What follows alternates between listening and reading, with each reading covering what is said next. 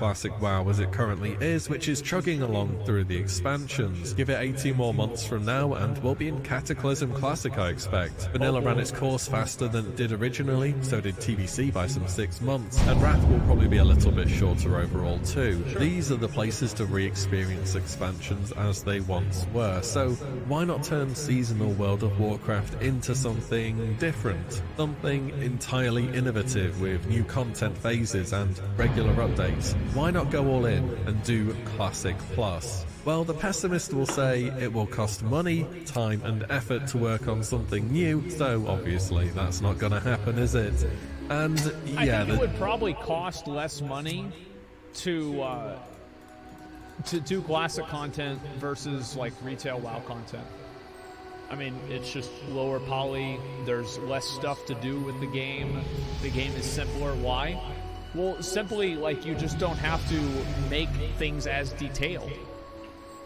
Is going to be a part of that, to be honest. Why take an unnecessary risk when you can just re-release expansions that you know people will come back for? But I think there's actually more to it than that. There's a bigger picture of problems that need to be addressed if Classic Plus were to actually be taken seriously. And for me, these are my 3 biggest problems with Classic Plus. But first, a word from today's sponsor, Gemstone Legends, a high fantasy puzzle style RPG game rated 4.6 stars on Android and almost 5 on iOS. You can download the game and try for free using the link in the description or the QR code on screen. Gemstone Legends has a puzzle style element of game, but also hero collection with more than 200 heroes from 8 different factions and 5 different tiers. Every hero has a unique set of skills which can be a game changer for strategy for each battle. During the puzzle battles you can use epic combo attacks in your tactical sense, solving match 3 puzzles and conquering powerful monsters to build your empire.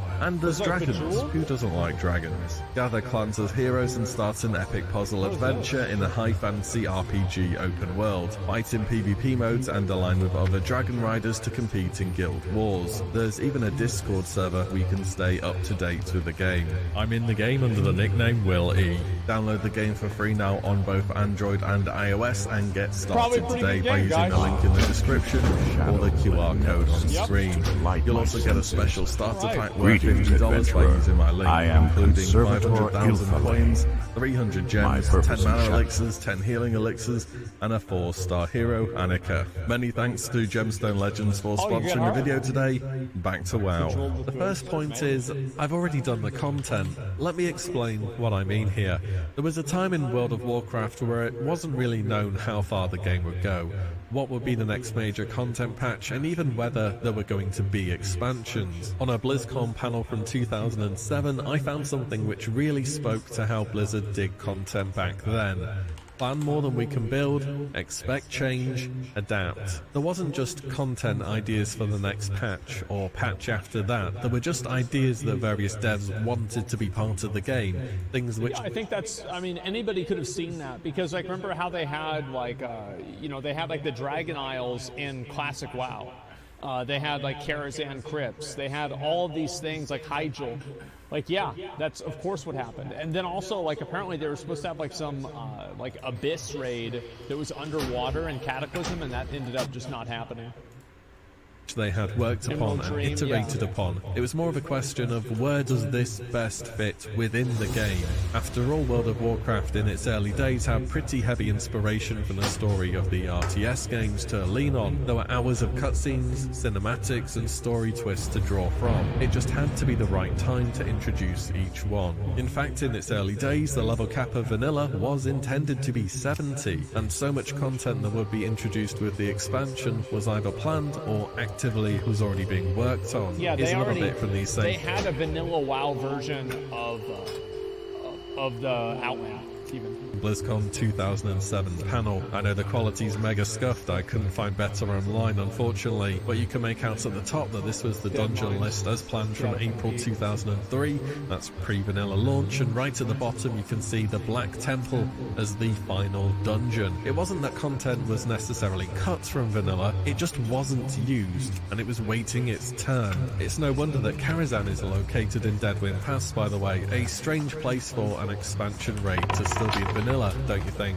This I think that was location and good. raid was in development long before TBC dropped. In fact, this dungeon would have almost put Blackrock Depths to shame, estimated in its earliest version to be as large as Lower Blackrock and Upper Blackrock Spire combined, and having a load time of 13 minutes. Tons of work have been done on the interior, the layout, texturing, and I have to say the early versions, especially from the outside, look particularly ominous. Yeah, Not that was forgetting really the cool. Karazhan Crypts either, I had no a idea series about of that. I'd never seen spooky, that before. sprawling tunnels below the tower, housing endless stone walls and restless bones. Again, an area that had begun to be fleshed out from a level design point of view, and it was partially used during the Karazhan attunement in TBC, but never saw the proper light of day as its own piece of content. Mount Hyjal is Yeah, another all of one this to stuff should highlight. be in Classic WoW, like Classic WoW Plus. Like, add all of this stuff, give us a Scarlet Crusade raid, stuff like this. In vanilla, it had a raid instance portal connecting it to the Dark Whisper Gorge in southern Winterspring. It was another zone with a bunch of work that had been put into it, which just never released in vanilla. Again, we saw it in a lot more detail during the Burning Crusade as a raid, and eventually reimagined as a zone during Cataclysm. Even the Hellfire Peninsula had work put into it during There it vanilla. is, yep. Again, it was planned to be a later game zone I that like would those, eventually ship with those TBC.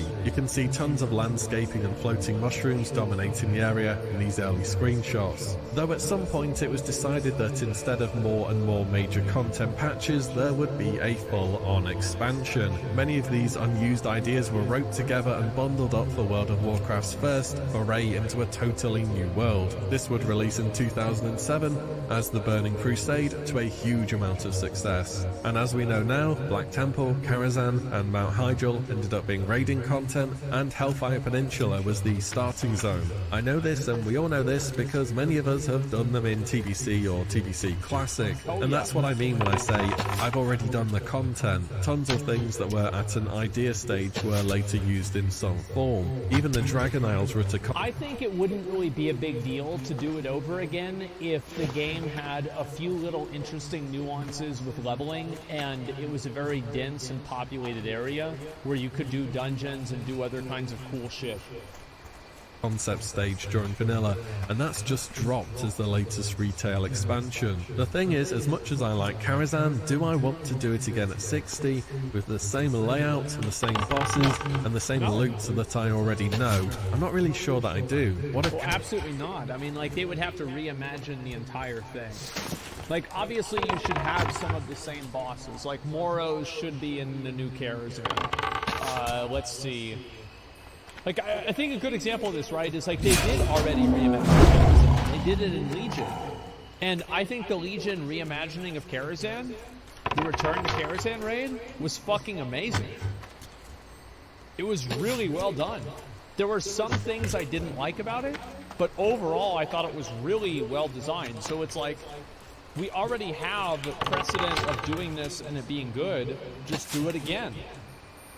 Karazhan was different? Maybe that could work instead. During Legion, Blizzard reimagined Karazhan as a two-part Yep. mega dungeon, a good which point. kept aspects from the past while too making far it fit away. better into the newer game. I Exactly. think one of the draws of a Classic Plus for me isn't just seeing stuff that we come to see eventually, but more something new, unexplored. Crusade Hyjal, raid. as it's set out in vanilla, has never been a zone, for example. What if that was to happen? If people came into a Classic Plus finally and just felt as though they had already done it and already seen it, that would be quite a letdown, I think. Yeah. The second point I want to get into is, where does the new content go? Where does it fit? This is kind of a tangent to the question of how would servers be released. I'm assuming if it would happen, they would be fresh, which makes the most sense to me.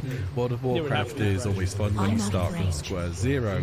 But then you have to ask, if there is new content, where does the new stuff go? Imagine the scenario. Classic Plus is here. Fresh servers are out, mega hype.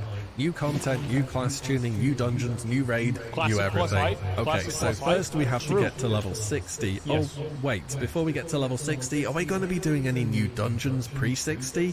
Yes, absolutely. They would have to reimagine a lot of the dungeons and make them more interesting. But also, like, not make them, like, I don't think that they should go and make Classic WoW harder. I think the reason why Classic WoW is popular is because it's not hard. Yeah, don't do that. Like, just make the dungeons more interesting, add in a few nuances to them, add in new loot, maybe a couple of optional hard mode bosses, kind of, like something similar to that, and just do that, and I think you'd be fine. That's all they really need to do. I mean, what's the point, right? You don't replay dungeons again and again pre-60 unless they are the best for either XP or gold farming, Yes. which means the new content kinda has to be better than the existing content, or it's going to be instantly run one time by people questing and then not seen again. Does that Not necessarily. So, for example, if you added a couple of pieces of gear that increased your experience, and you could only get those pieces of gear inside of the dungeon. A friend of mine named Ivory Ivory usually visits me at the same time every day. The strange thing is that he hasn't been by today at all. He's several hours late, in fact. I admit I am a little worried, adventurer. Ivory spends a lot of time over by the cave to the north, warrant the and I'm development sure you time know when it how could be put into dangerous it something is at there. endgame instead? What Spiders about a new zone? everywhere. If it's for leveling If you it happen again, to be people will going do it that once way, per though, character. will you keep if an eye out it's for worth him? doing. There are some gaps Thank in vanilla goodness you are questing, here, I will say adventurer. that. So maybe there is Strange space to news has rethink the traveled to leveling me journey a through the little bit. whisperings How of the about forest raids? Imagine spirits. phase 1 is The mysterious woodland protector, Taranthrella, has returned to Shadowglen. The Dryad's presence has not been felt in the forests of Kalimdor in years. Something is surely amiss if she has journeyed back to this land. Seek out Taranthrella and see what business she tends to in our grove. One of the sentinels reported seeing her to the southwest of Aldrasa. Add in like You 10 performed more your quests duties every well, zone. adventurer. Done. Add in rare spawns that give you a bunch of experience. You performed your duties well, Add in something adventurer. like that. Thinning the younger population of Before creatures here in Elixir again. Shadowglen Okay, was so a how many good months of start, that do we have to adventurer. do before we get But a new there bit of is still content? work What if there to was be a new done. raid and it came between The Molten resources Core of the Blackwing forest Lair? will be Well, it depleted has to too raise the bar for quickly gear a if the little, problem so is not again, it's addressed. worth doing. Maybe if we throw Killing in a few nature's bits, weapons, beasts is a trinkets, whatever necessary it may be evil in there, for the that'll good of get all people who going share back to the it. land. And then suddenly, Venture oh no, into the Blackwing forest Lair and itself slay has come mangy out, night in addition sabers to and Molten Core, the new raid thistleborns and in the name Elixir. of And on a balance. weekly basis, then you will be doing Elixir for the tier head and the quest turn-ins, Molten Core for Eye of Shadow, leaves, bindings, and all the other items in What there. is nature's Blackwing call? Lair for your rejuve gems, your DFTs, and whatever else, and the new raid for the Abyss items in there too. That's a lot of raiding, but then AQ40s come out, and suddenly about 90% of the old gear is now irrelevant. But you're still going to have to do them on raid night because there's like 3 Abyss items which everyone in the game wants, because that's how classic itemization works. Which is a Until good thing. Nax is out, of course, and then your raid is tired of doing an entire world tour every week. Also, Nax gear is kind of an insane step up over everything else. And Next year was disgusting. Like, it was just so much better than everything I else need to that get came closer. before it. There was like a handful of pieces of gear before then that was better, but in general, it was fucking insane.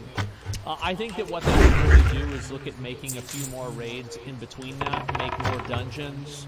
Like having the too far baseline away. raiding gear, why don't you just change some of the gear? Change Shadow Strike. Change the mace, Finkel's mace from Molten Core.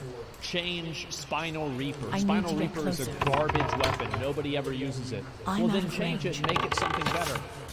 Add in new items that are more interesting. Yeah, make Vendor Strike useful, exactly. that's vanilla with hypothetically only one more raid tier. The alternative is I think that, like, for example, right, like, let's say you have a Scarlet Crusade raid, and after you get Corrupted Ashbringer, you then go and you can purify your Corrupted Ashbringer after you clear the Scarlet Crusade raid. That would be fucking awesome. that new raids are added after Nax, which solves absolutely nothing. Because if servers are fresh, that's 12 I or need to get however many closer. months of no new raid content up to Nax, and if it's not fresh, players will go into the new raid with 25 Bisgeared warriors and absolutely delete it. And all the raid content prior to the new This raid is actually a very good point because, yeah, if you give people the ability to get a bunch of these characters geared out, you either have to design it to where you need 20 warriors, or you have to design it to where 20 warriors will clear the raid in 20 minutes. to just balance classes. I think they should do that. Like, I'm a very big advocate of balancing classes in a very subtle way in Classic Plus. I think they should already be experimenting in this right now. Like, for example, I think they should give Ret Paladin's Crusader Strike. I think they should give, let's see, they should probably give Moonkin something to get more mana return or something like that. They should give Shadow Priest something that makes it a little bit more interesting, or is like not like a debuff cap, same as Affliction Warlocks. They need to make different specs more viable, and they also should balance the other specs and make them better. Raids would also kind of be dead on arrival, though where does the new content fit here? That's the question I really don't have an answer for. Whatever happens, there would be very clear downsides to it, I think, but maybe just getting something new is worth it all the same. Those are my two main concerns so far. Number one, I've already done the content. Number two, where will the new content go? And number three for me is about how World of Warcraft content is consumed, how the game is designed, and the development time that goes into creating new things for the game. So if you've played World of Warcraft for a while, you'll know what the end of expansion life cycle looks like. Sometimes it's up to, in certain cases, over 1 year of literally nothing new. With Classic, we know the devs are building the game on... I think what they should do is they should look at what made RuneScape and OSRS have evergreen type content. And this is my opinion as somebody who is not an expert in this, but one of the things that made RuneScape and not EverQuest, I forgot the other example I was going to use. Oh yeah, Vanilla WoW. Like, look at why they were popular. Massive, super long quest lines. Things like the Mage Tower, where they have like that Inferno thing in OSRS, and like these different things that you have in the game, to where like these are pinnacles of accomplishment that you want to build your character up to be able to overcome. So it's not like just raiding; it's also like singular player overcoming content. And it's like you get gear raiding, and then you use that to do like a type thing. Yeah, the Inferno Cave, right? And that's the kind of stuff that keeps the game alive. Yeah, good solo content. And again, like, I know this seems like really weird and like counterintuitive, but yes, I think solo content is super important for an MMO. Way more modern system, and that unfortunately they can't just boot up Wrath of the Lich King.exe and it magically all works, hence all the beta and PTR testing and brand new bugs and weird things going wrong occasionally. My favorite part is like auto attacking Saffron through the block, the ice block, and then the explosion's still killing you. This happened in Vanilla WoW, it happened in in Wrath, and it's still happening. I don't know how they can't fix this. I'll be right back. And I've noticed that as expansions have gone on, there tends to be more and more lead time between the new major patches. Whatever's going on in the background, it's just taking more time. On top of this, World of Warcraft content has a very short life cycle, and this is much more noticeable in the earlier versions of the game. This is what happens when you progress vertically as new content is stacked on top of one another. I will say this was less the case during Vanilla. You wanted to go back and do the old raids, but in TBC, and especially Wrath, there's just a lot more of do the current tier and then you're kind of done for the week. Add on top, I've always thought that it was good for older raids to still have some good items. There's always going to be like a negative and a positive with almost everything, but in general I think that's a good thing. For this, though, the content being added has to raise the bar in one way or another, or it just won't be worth doing. And if there's something new, they have to make sure it's actually worth going to. I see many cases where Classic Plus has mentioned that Blizzard should take inspiration from the success of Jagex with old school RuneScape, which in theory is great. It's proof that new content can keep a game fresh and bring a whole new player base into the game and interested for years to come. But the similarities between old school RuneScape and World of Warcraft stop at them being called MMORPGs. If Molten Core was a raid in old school RuneScape, you'd have to defeat 40 servants of the Fire Lord outside of the instance before you could gain access. Each time you will be able to solo it, all the good drops will be 100 times rarer, everything will be tradable, the auction house is global, there's no weekly reset, and you can just spam it non-stop. And you would be able to do it with a team if you wanted. On top of that, old school Rune... Okay. Sounds good. Okay. Yeah, let's try that. Let's see what happens. Escape doesn't really even have a concept of endgame which is clearly defined. You don't get level cap then start playing. The actual cap in terms of having every skill at maximum level is not something many people have. Content there can remain relevant for years as nearly all gear is tradable. You still have reasons to go back like gold farming, collection logs, Iron Man accounts where they can't trade and so on and so forth. And leveling there takes considerably longer, so people do invest in different tiers of gear and you're going to be getting so much more use out of them. An example of this is within 1 year of launching, Jagex realized that old school RuneScape wasn't going to survive on pure nostalgia, and they started releasing brand new content. One of the first big new updates was in January 2015. This was about 2 years after launch. This was Zulrah yesterday. Again, solo content. Like solo content that players in MMOs can benchmark themselves and say, I'm better than you because I can beat this guy and you can't. Zulrah is 8 years old, a solo boss that added a bunch of new items and mechanics to the game. Today, it still drops items that people would want to chase, and it's an okay gold farm, but it has been nerfed many times over. The point is, this is true across so many RuneScape's updates. When Ulduar drops in Wrath, am I gonna do tier 7 again? Realistically, I think so, yeah, I'll still be doing Malygos and Sardarian's Lair, but just not full players anymore. I haven't done a single Burning Crusade raid during Wrath, and during TPC, I didn't do a single full Classic raid either. It's just... I don't think you should have to. I think that expansions are resets. I need to get closer. I think in general you should be able to use the gear at the end of the expansion to progress in the raid in the new expansion. Kind of like how Burning Crusade, like vanilla went into Burning Crusade. But I don't think that you should have to go back and raid ZG or something like that when it's Burning Crusade, unless you're looking for a mount. Not how World of Warcraft works. There's very little reason to go back. Sure, there's a few mounts such as Rivendare's Death Charger from Scrapped Undead, or these Zul'Gurub mounts that may be worth chasing for some collectors, but in the latter example, not even every class in the game can physically do that. I think you can start to see why Blizzard put Transmog in the game and made old raids soloable. Keeping old content relevant is something that Blizzard has, in the grand scheme of things, recently made significant improvements too. There's Chromie time, pick any expansion you want to level in. Baited raids, go back and do a previous raid from the expansion in a different way. Why do they hit the Barghast ads? Why do they hit the Barghast ads? I said don't hit the Barghast ads, but there's 2 dots on the ad. How did they hit that?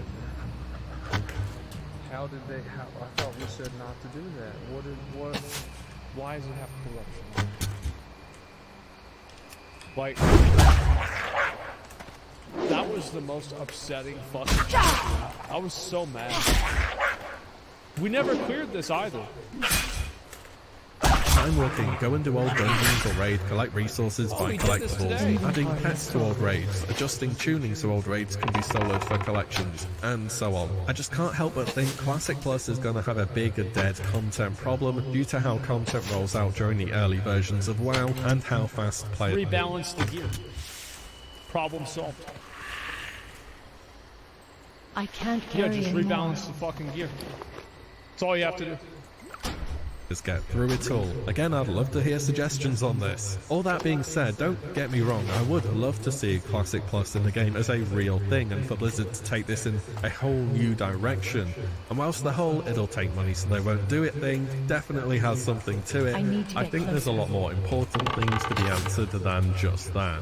For Classic Plus to really work, it might not just be about adding the new content, but entirely rethinking the formula that makes people actually like Classic in the first place. Thanks once again to Gemstone Legends for sponsoring today. You can check it out by the link in the description or the QR code on the screen. Let me know your thoughts on the 3 points I've gone over. Is there a clear answer out there to this, or is it going to involve a lot of compromising? In any event, thank you so much for watching and listening in, and I'll see you on the next one very soon. I think what they need to do is they need to make a PTR and they need to start shooting. I'm so glad you found me, adventurer. How did you know I was here? There, it's fucking stupid. See I how was bitten people very respond? badly by a spider If they named don't like Githias it, the Vile while delete it. exploring the spider cave very close to here. That's it. I am sure I have been seriously poisoned. So waiting for You Season must help Mastery me. 2 needs to be way Please different tell from Divania Classic. Yeah, I know. Silvershine. She will be able to Like, help me. the reason Hurry. why I didn't play I'm so Season of dizzy. Mastery 1 is because why the fuck do I want to go and play a harder version of Molten Core to get the same belt? It's the same belt. I already had this belt. It was easy, and now it's the same fucking belt. Like, give it more stats. Give it something like that. Like, give us an ability to change. Like, for example, like, what if Shadow Strike did shadow damage? What if Thunder Strike did lightning damage? Or nature damage? That's too far? Let's see how far can it go. Let's find out. Yeah, what does that mean? What does too far mean? Let's try it out. Let's see what happens. Yeah, melee mages. Yeah. Let's get some weird shit out. Let's have a little bit of fun. That's the way I see it, man. What do you think about seasonal this? Accommodate gear 2 or 3 per week? I can't don't know. carry It depends anymore. on what it is. They're so scared to change the game fundamentally. Yeah, let's get fucking weird. There it is. I totally fucking agree, man. Absolutely. That's what Ascension WoW does. Yeah, just bro, like that's all they need to do. Just like look at some of these, like Ascension WoW, Turtle WoW. Like we all know what they are. Blizzard knows what they are too. Just see what they do, see what the things that players like respond to, and just be like, just message them, be like, hey, can you guys send us like your fucking like your reports on like how many people are doing the content, just so you know for us to know. And I bet they would probably do it. Yeah, why wouldn't they? Because a lot of the people that make Turtle WoW and shit, they probably want Blizzard to make a Classic Plus. It's not like they hate the game. They just don't like where the game is. Inventory is full.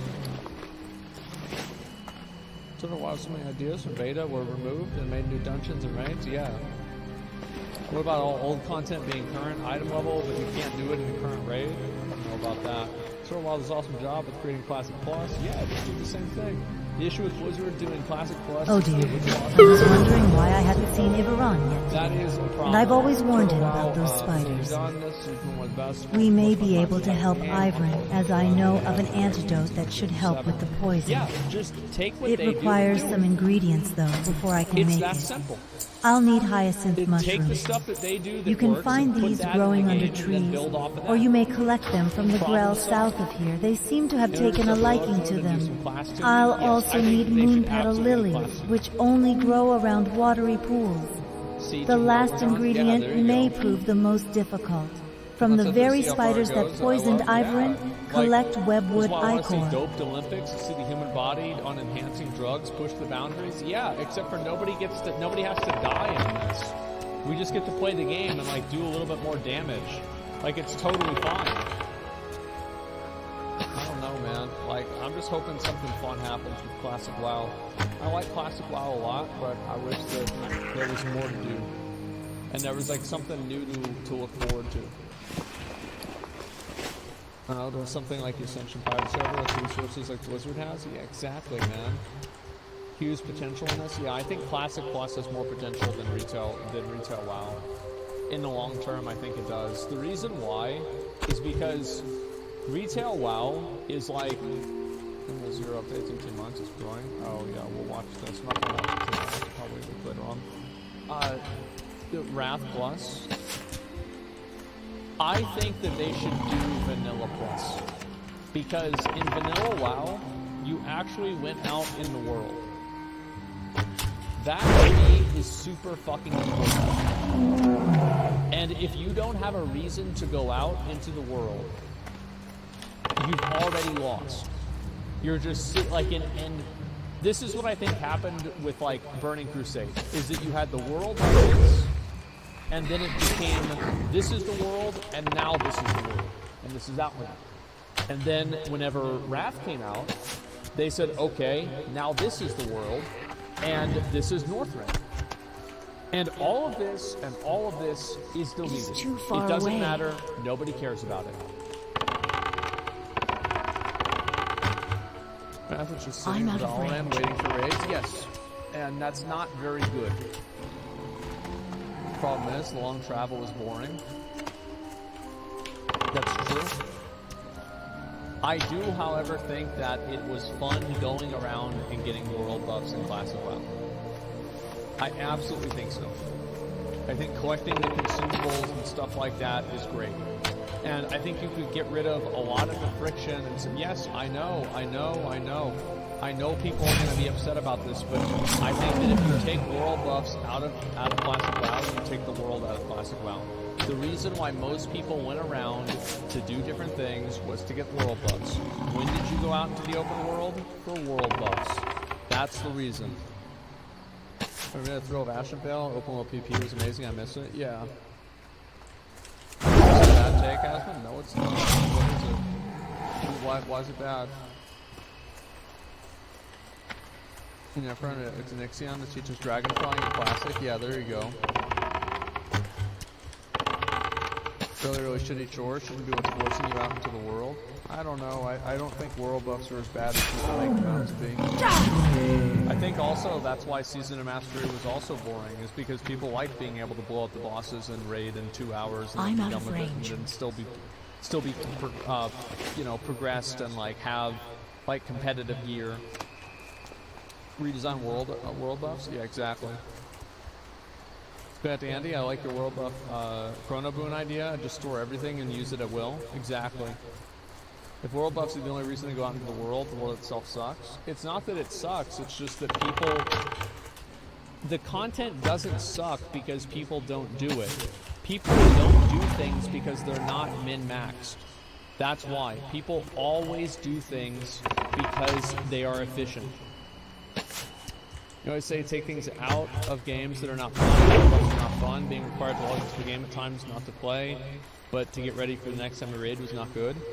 Okay, so with I actually think that raiding with world buffs was fun. I will go out and I will say it. I think that it was fun to go in there, Omega buffed, and fucking destroy the bosses. 100%. And yes, I do think that it was stupid that you had to sit there and fucking buff your character and you couldn't raid. Obviously that was bad, but that is an acquisition problem, not a world buff problem. Getting them is not fun. Then change the way you get them. Like, for example, like, yes, purging world buffs is garbage. Just make it so you can't do that. Problem solved. Yeah. Yeah, you keep them after death? Sure. Yeah, why not? Yeah, wiping became 10x worse with world buffs that make them persist to death. Yeah, what's the problem? If you feel that dedicated summoners, it's not too bad to get them and risk-free. Nothing's really risk-free, but yeah. Sorry, one fault with world buffs was the way it forced you to play after getting them. Yeah, I think world buffs should be a consumable. How many MMOs have world buffs these days? Pretty much none of them. But I think that the issue that going out in the world would have, and I think also like giving people more quest lines like Scepter of the Shifting Sands would also give people to go out into the world if the rewards were very good. That's still recharging. Yeah, I'm not sure how many of them are world buffs. I have no idea. I'm just talking about Classic WoW. It's funny having to watch out for villagers in the city being flagged for PvP. Really? I don't know. I thought that was stupid. And I mean, Kevin Jordan, original WoW dev, like said that wasn't really intended. It was just like an oversight. So it's not like this is some sort of like grand design of the game. I think purging people's world buffs and stuff like that are annoying.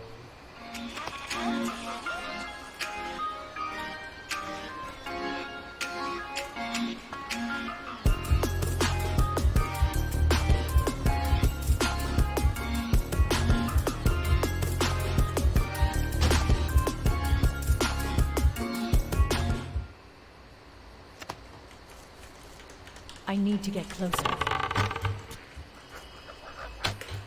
This will be the first time I even play this game since 2021, as you guys can see. I don't know if we're going to be able to do a deathless run of it.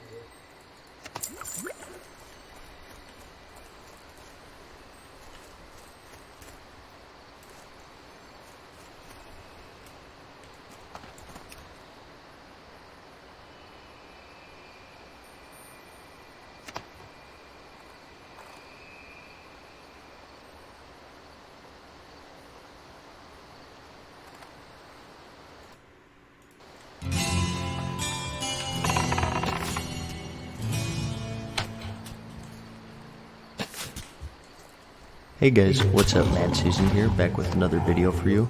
Over the years of World of Warcraft's lifespan, there have been some players or moments that have stood out from the rest, either in a good way or a bad way. So in this video, I thought I'd take a step out of the game for a moment and talk about some of the more famous or infamous players of World of Warcraft. I won't really include YouTube content creators because that's a little boring, I think. Instead, I want to focus on the people who were involved in some interesting or some funny in-game event. People who left such an impression that they have in-game references or items named after them. So, let's get into it. These are the most famous or infamous players of World of Warcraft. It is too far away.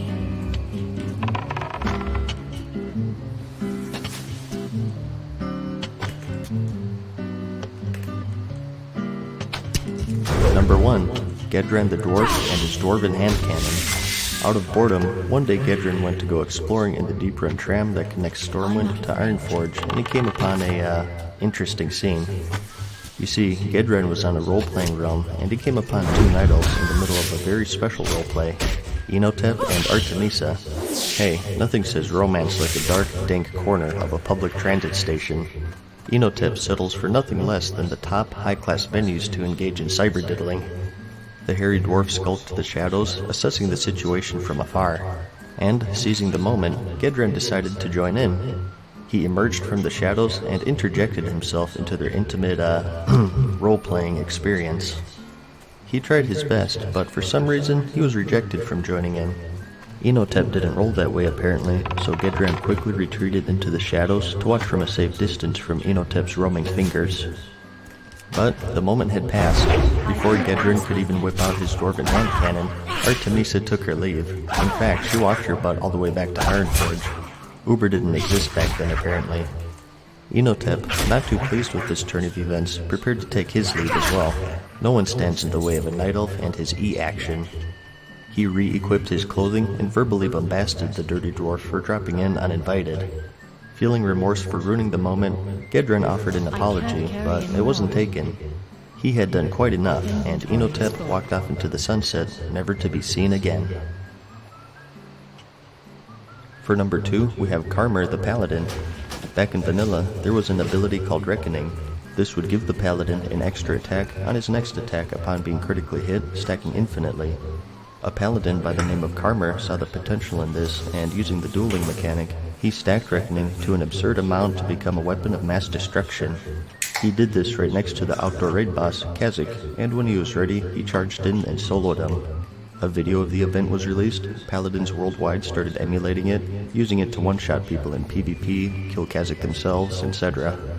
Reckoning was quickly hotfixed to only store 5 charges max before more damage could be done, and Karmr as a result became a legend amongst Paladins. Next up, we have our first infamous player, Analog Kid. Drama over loot has never been in short order in this game, but centered around Analog Kid, it reached its apex in the Burning Crusade expansion. He was a rogue in the Vicarious Guild on the Area 52 server. From the Sunwall Plateau raid, the final boss there, Kil'jaeden, dropped the legendary hunter bow, Thoradal the Star's Fury. This was the first legendary item for hunters. It was perfect, it had a slow speed, amazing stats, and best of all, it had its own ammo. This was back when hunters needed to buy ammo for their bows and guns. It was the item, and every hunter wanted it. Well, it dropped for the Vicarious Guild, and one of 2 hunters would be the lucky recipient, or so they thought.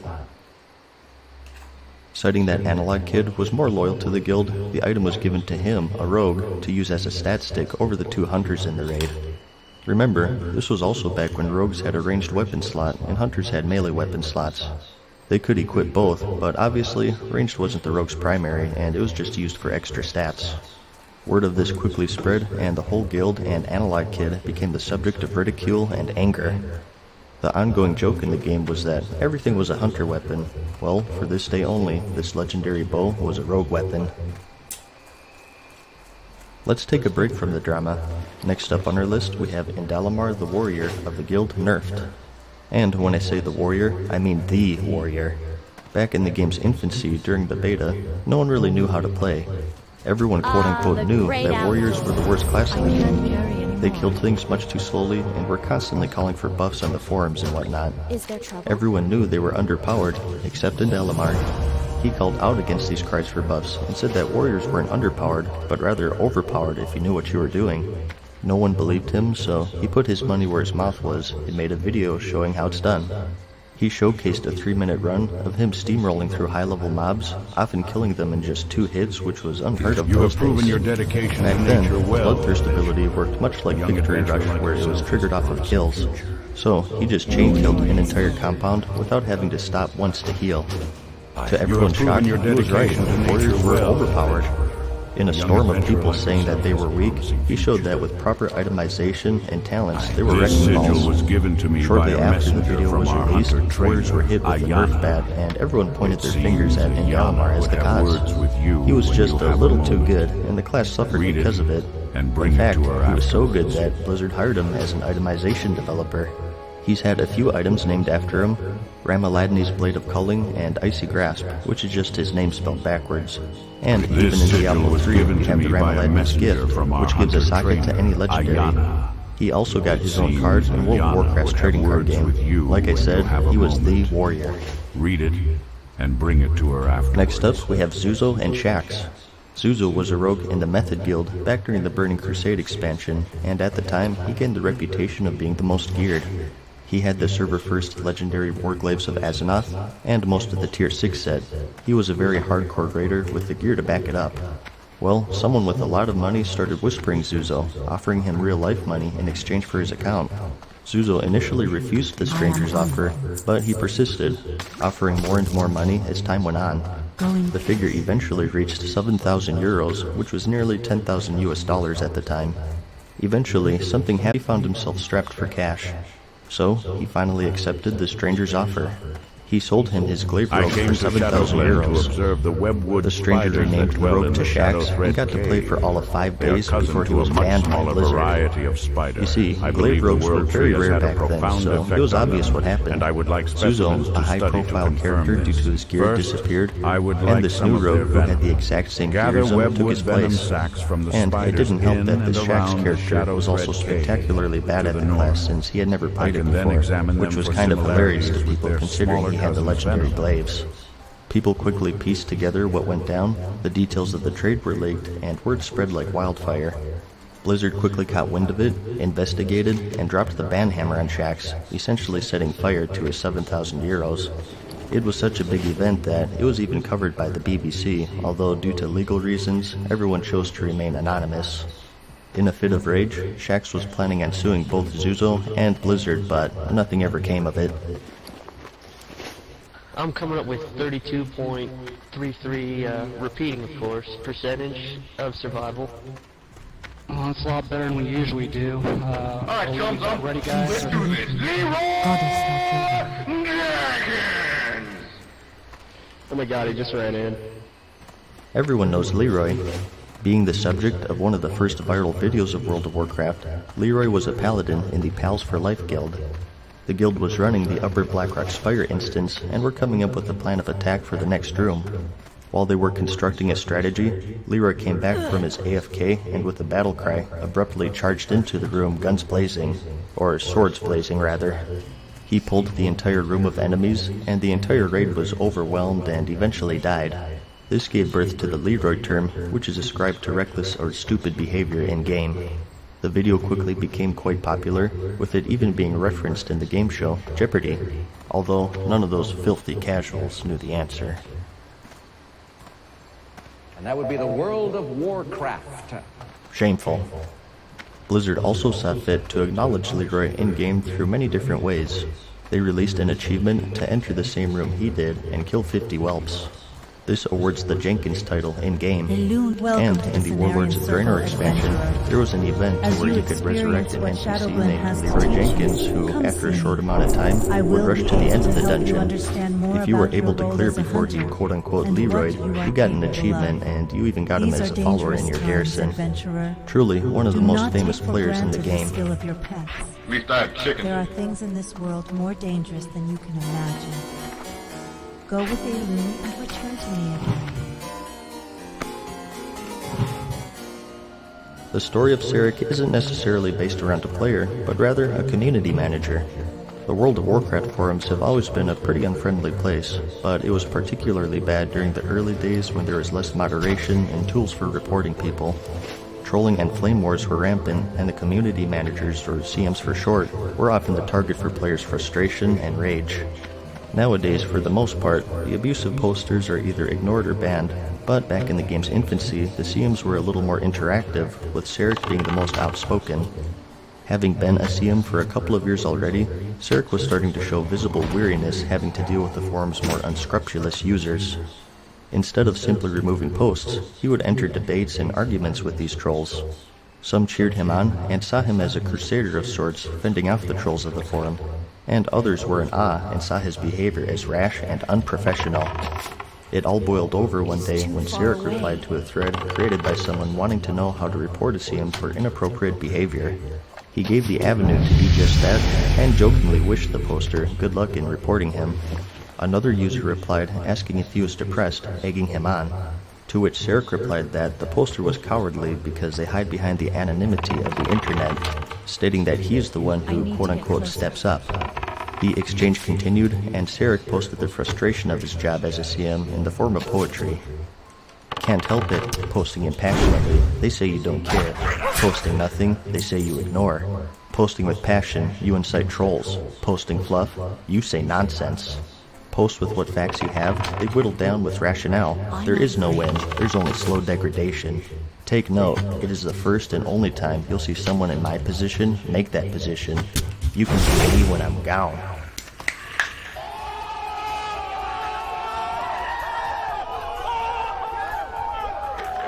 The response was mixed. In typical fashion, some people sided with Sarek against the trolls, and others condemned his lack of professionalism. And some people were just curious to what the heck was going on. Sarek made another post venting further about the troubles he faces with his job, how he has to deal with people constantly goading him, deriding him, and so on. After a little back and forth, he dropped the mic with the following quote shortly before the thread was deleted entirely. Understand that this moment will be fleeting, and that there is a hard crash of self-esteem to follow. You'll try to feed it again, and fill the void, but it'll never be enough. You've backpedaled into the troll excuse. You have no point, you have no meaning, you have no significance. You will be forgotten. Following this, Sarek made just one final post in response to another troll thread created by that day's drama. It reads as follows. Killing a Sarek should aggro every Sarek in a 40-yard radius. It makes sense, you're actually killing their best friend. In a final post, Sarek replied with this. A few days later, Blizzard announced that Sarek had left the company. It's still a point of debate to this day whether or not he was fired or he quit. The following year, another CM, Dryce, was asked about Sarek's fate, to which he responded, if I answer, you might ask the same thing of me tomorrow. On a lighter note, next up we have Kralnor. Every Warlock knows who Kralnor is. He was a level 11 Orc Warlock who made quite the puzzling post on the Warlock forums. The discussion focused around Warlocks and their use of staves. The post contained a 4-step process. 1. Post message in the room. 2. Look it over. 3. Don't report anything. I might get in trouble, smiley face. And 4. Have fun. Kralnor himself failed to post any information about his staff, other than the fact that it was quote-unquote a good one, and alluded to the fact that he would somehow get in trouble if people were to report him. Players were left mystified by the post. Some followed Kralnor's instructions and posted and talked about their staves, and others blamed him over his lack of sense and poor grammar. Frustrated that some were not following his 4-step process, Kralnor posted the following and was never heard from again. The thread quickly reached 100 pages of responses, and Kralnor became a legend amongst Warlocks. He was referenced by Blizzard in their sneak peek of the new arena system in the Burning Crusade, which featured an Orc Warlock named Kralnor decked out in a full Tier 4 set and using a wimpy level 5 staff. He also got his own TCG card when upon entering play, the player may search his deck for a staff card to look over.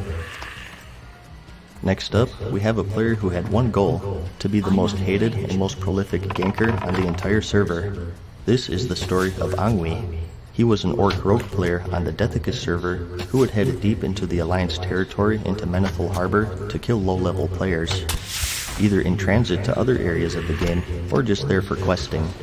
He would spend around 9 hours a day in Menethil Harbor, taking out any adventurer unfortunate enough to enter his sights. He quickly became a legend on his server, even spawning intricate guides on how to avoid his wrath. Naturally, he was met with anger from his victims.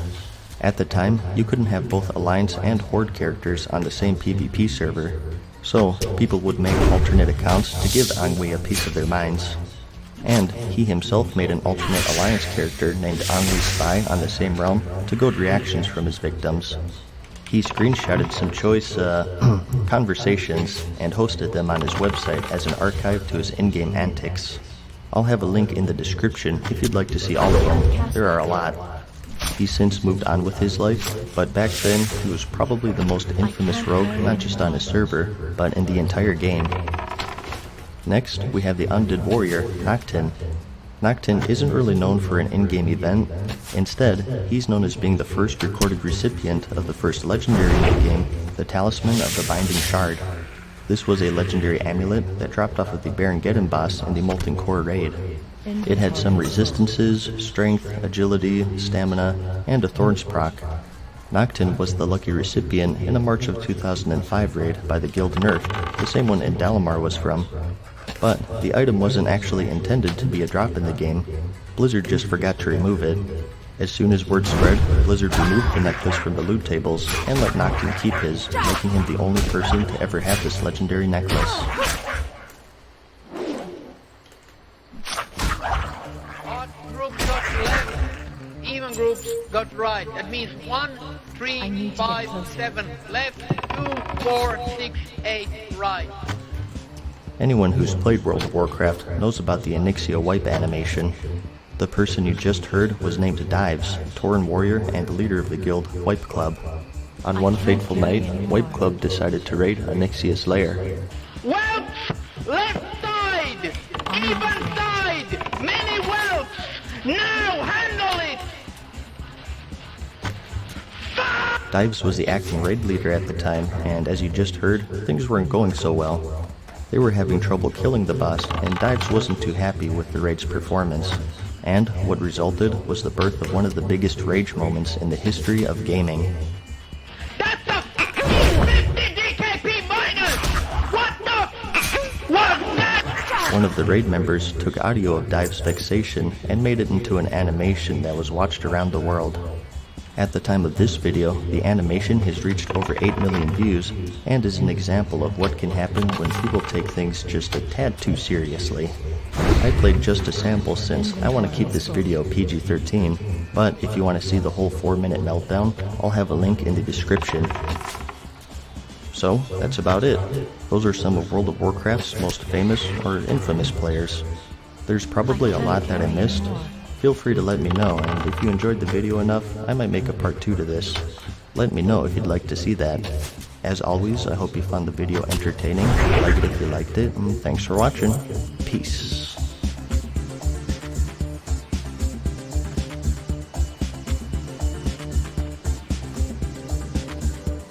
Thank you, adventurer. When I return to Darnassus, I will compare the venom within these sacs with the venom of other spiders.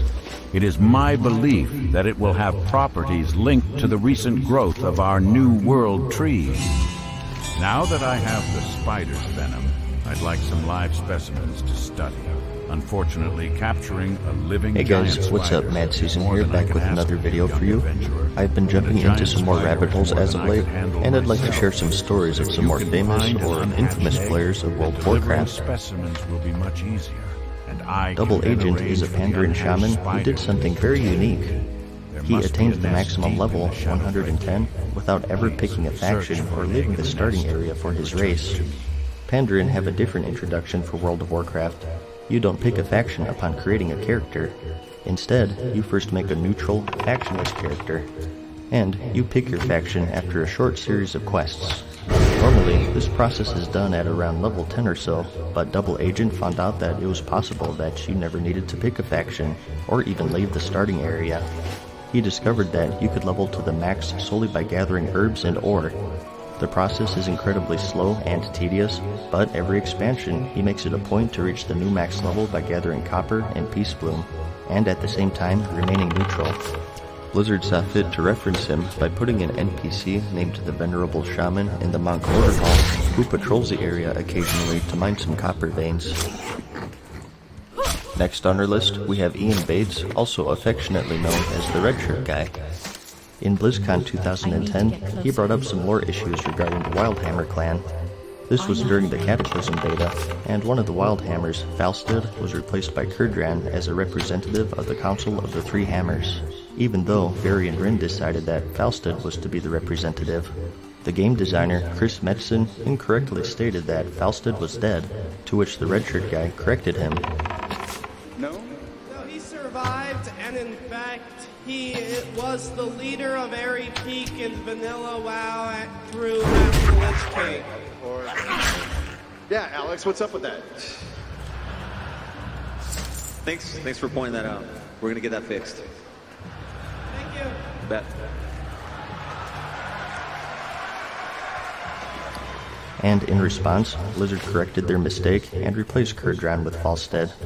And, as a nod to one fan's diligence, alongside Falstad is another NPC wearing a red tabard named the Wildhammer Fact Checker. And, funny enough, if you take him out as a horde, he does indeed have a chance to drop a red shirt. Today, Ian is now a writer for the Blizzard fan site, BlizzPlanet.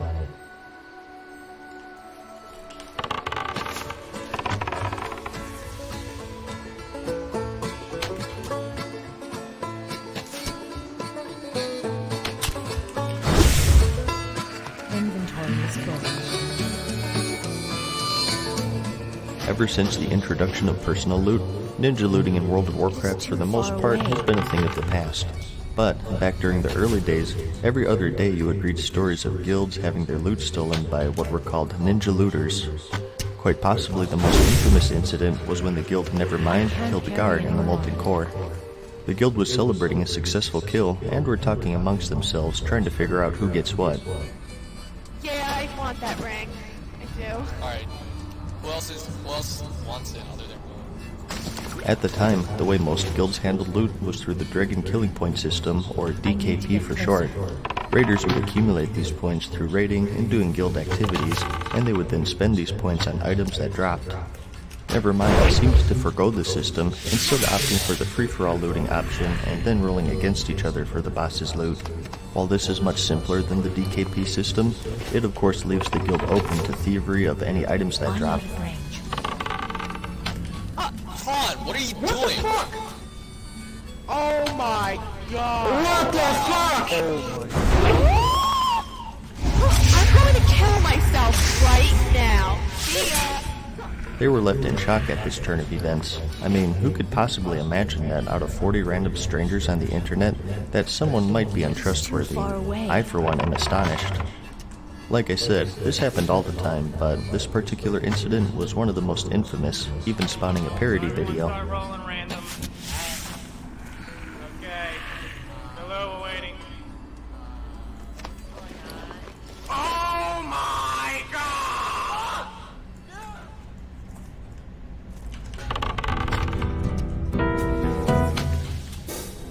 In the game, there exists a selection of items reserved for Game Masters, or GMs. They're primarily used for testing purposes, and have these rather overpowered properties tied to them.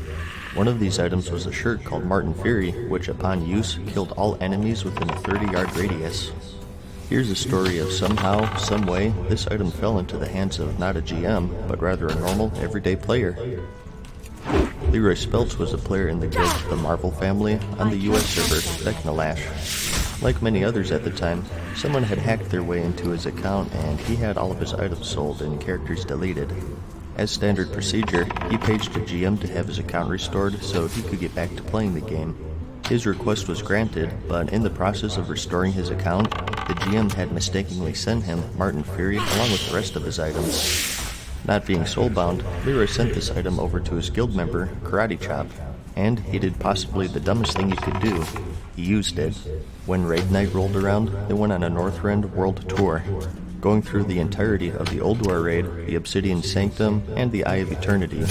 They one-shotted all of the bosses there and made it rain. Karate Chop was quite liberal with his use of the GM item, and the guild claimed several world firsts in the span of an hour. Obviously, people figured out that something fishy was going on.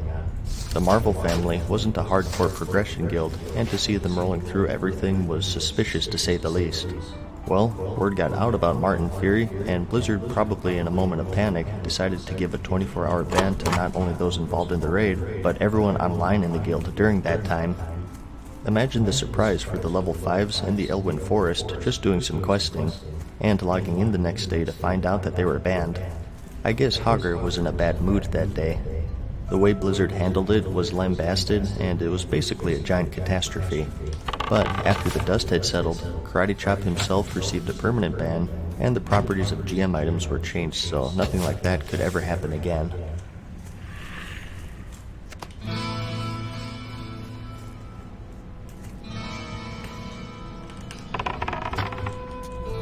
In the early days of World of Warcraft, everyone hated rogues. I should know, I was a rogue in vanilla. They had a very high damage output, and combining that with stealth made them forces to be reckoned with in PvP. This was when PvP was in its infancy, and there were a lot of balance issues. There were no diminishing returns, crowd control such as sheep could last for a straight minute, and with the rogue having stuns, disorients, and more, it was commonplace to lose control of your character for 30 seconds or even minutes at a time, while you were stuck in a seemingly infinite block of stuns, disorients, and silences. This was the spotlight in the World of Roguecraft series of videos made by the player Mute. These were a series of videos showing just how strong rogues were, giving the following two conditions. A, you were good, and B, you had your cooldowns. Given these two things, what would you say if I said that you could beat anyone in the game? What would you say if I said you could do it naked with just a level 1 white dagger? Well, these videos showed just that. A naked rogue taking out not only just random players, but rank 14 Grand Marshals including Matey, who was a pretty popular PvP warrior at the time. Although there's some controversy about that, if it was actually him, or if he sold his account, or whatever. Regardless, the video showed just how good rogues could be given the right circumstances. They caused quite the controversy at the time. People were outraged at how much control rogues had in PvP. Rogue responded saying that they're too cooldown dependent and so on. It was an interesting time in the game where if you were good enough and with the combination of engineer gadgets, you would be able to pull off some amazing things. Nowadays, everyone has a CC breaker, everyone has a sprint, crowd control, everyone has a tool for everything for the sake of balance. Maybe it's healthier for the game overall, but over time, interesting PvP videos like this have vanished. The World of Roguecraft videos, however, are still just as legendary as they've ever been, and I suggest watching them if you want to see an interesting part of the game's history in the realm of PvP.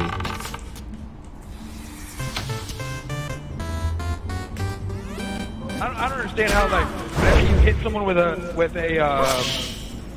you hit them with a hamstring, you figure they're not going to be able to move. How does a hamstring last like 2 to 3 seconds, but whenever I get hit with a hamstring, it lasts like 2 to 3 minutes? I don't understand. Like, I don't even understand what it is that I'm fighting. You can consider this one a bonus intermission since I'm not really sure if this is widely known, but this is Tommy, and he's having trouble with hamstring. I can charge him, and as I am charging, I am slamming on my button that only hits hamstring, and I'll miss. As in, not like it swings and misses, I won't get a hamstring off. If my only intent on attacking him is to get a hamstring, how the fuck can I miss it? They just get the flag right underneath of us, and this guy is running 3 times faster than I am. How the fuck? You see, back in the day, there was something called charge dodging. The warrior's charge ability wasn't the most reliable, and if you had good timing, if you jumped as they were charging you, you would be out of range before they could actually reach and attack you. This was a PvP tactic used by higher level players to kite warriors more easily. Tommy wasn't a fan of this technique, and he wasn't afraid to let his voice be heard. I don't understand why it is that I get my ass stomped by these fucking boneheads. His woes continued, and his indignation steadily rose.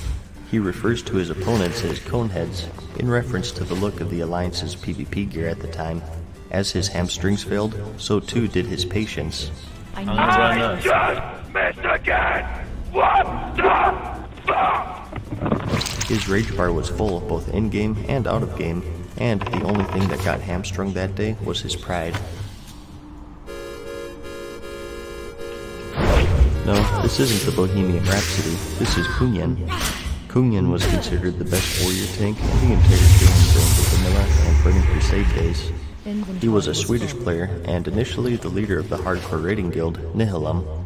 This was one of the best, if not the best, raiding guilds of Vanilla and the Burning Crusade expansion, claiming dozens and dozens of world firsts throughout their time raiding. Later on, they would merge with another hardcore guild, Curse, to form the super guild Insidia, which would continue to get world firsts throughout the Wrath of the Lich King expansion.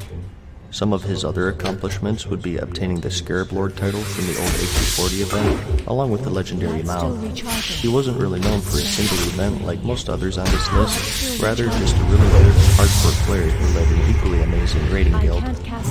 Something that really put him and his guild into the spotlight, however, was the Serenite Bomb Glaive with the Lich King. Insidia was the first guild to kill the final boss of the Icecrown Citadel, the Lich King, on 25-man difficulty. But, to everyone's shock, shortly after, the entirety of the team received a 72-hour ban for exploiting. There apparently was a bug where a consumable engineering item, a Serenite Bomb, would respawn platforms falling around the room. The ban itself was controversial because these bombs were a part of everyone's DPS rotation, so Insidia didn't really know what they were doing or why it was happening. Blizzard observes every world first kill in small groups, and Kunyan later alluded that one of the people in those groups knew him from his time playing another MMO, EverQuest, and that this person was biased against him and was looking for an excuse to drop the ban hammer.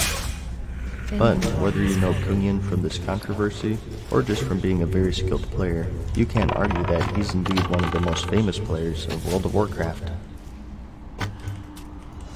From now on, nobody goes AFK, nobody falls the fuck asleep, and everybody plays fucking good, or you ain't getting shit! Wait a minute, didn't I just talk about this guy in the last video? Yeah, but hey, come on, he's too good. This guy's the best. He's like a drill instructor for World of Warcraft raiding. Why the fuck do I see dead people where they're not supposed to fucking be? Why do I see people anywhere but here? Are you fucking stupid or fucking blind? There is one fuck. Again, this is Dives, the legendary raid leader of the Guild White Club. That particular clip was after a failed Ragnaros attempt in the Molten Core. Dives, for those who don't know, is probably the most angry raid leader to have ever played the game, and when people screw up, he's not afraid to let them know. I don't know if he still plays, but if he does and you join his guild, just remember, hit it very hard.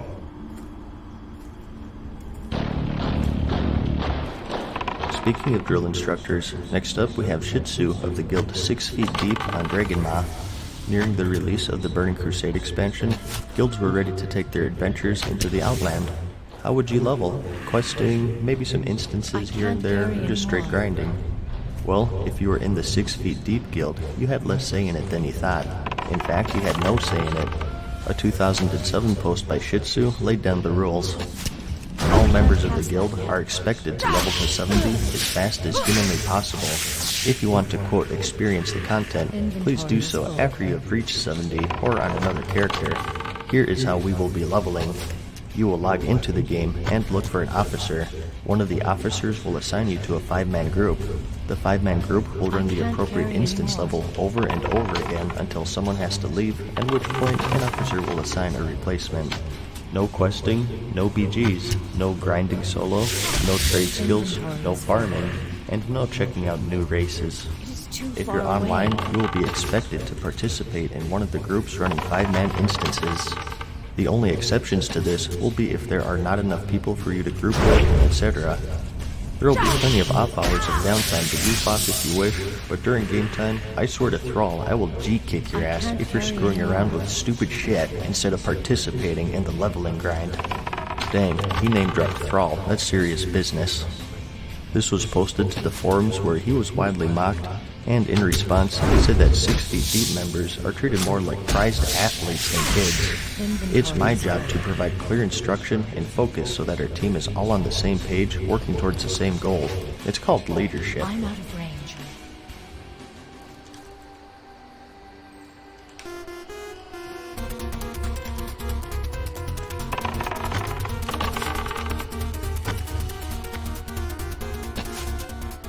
For this next one, I want you to think of anything you can do in the game. What is the most evil or offensive thing you could possibly do?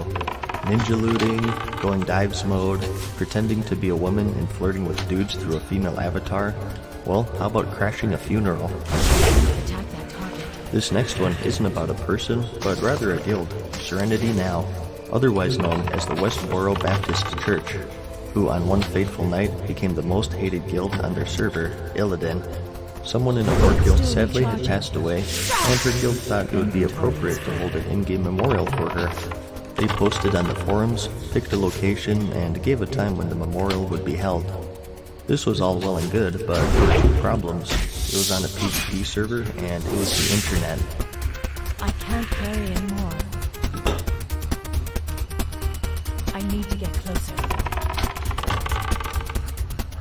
An alliance guild, Serenity Now, saw the post and decided that they would show up, but it wasn't in a show of support.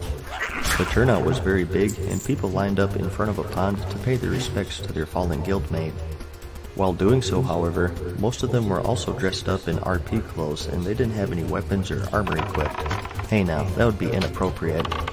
While all of this was going down, Serenity Now were storming through Fellwood up to Winter Spring, and when they reached the memorial site, the most controversial, large-scale PvP battle in online gaming history took place. Arrows went flying, blood was spilled, and jaws were dropped.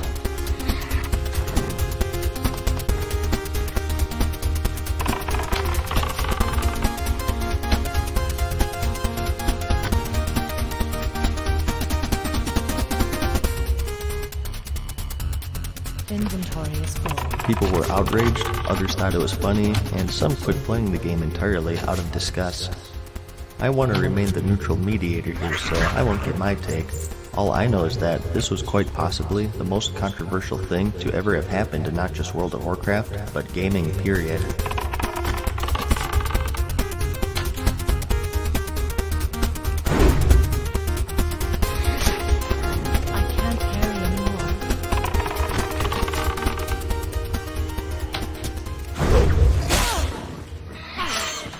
Inventory is full.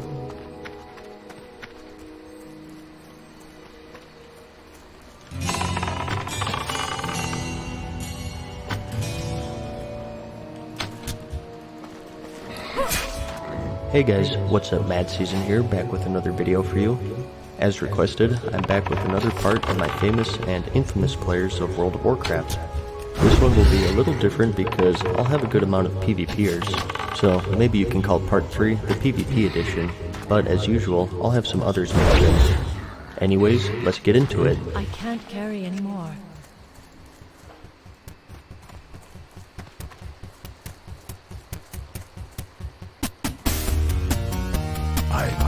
Very good. I will have this egg and the venom transported to Darnassus, then return there. First on our list is Vertiny. Remember in the last video when I said that PvP in vanilla was unique because you were able to pull off some really impressive things. Nowadays, everyone has an answer for everything, but back then, with the way crowd control effects worked, the way engineer gadgets worked, if you knew your stuff, you could pull off 1 vs 2 or even 1 vs 3 situations. Well, Vertiny is basically the embodiment of that. He was, quote, the PvP mage. He released several videos showcasing the potential of the mage class mainly in world PvP skirmishes, often outnumbered, outleveled, or outgeared in some cases. Wait a minute, 7 agility to gloves? Well, I guess that shows that his gear wasn't in the best shape. Hey, PvPers didn't make any gold back then, so this was all that he could afford probably.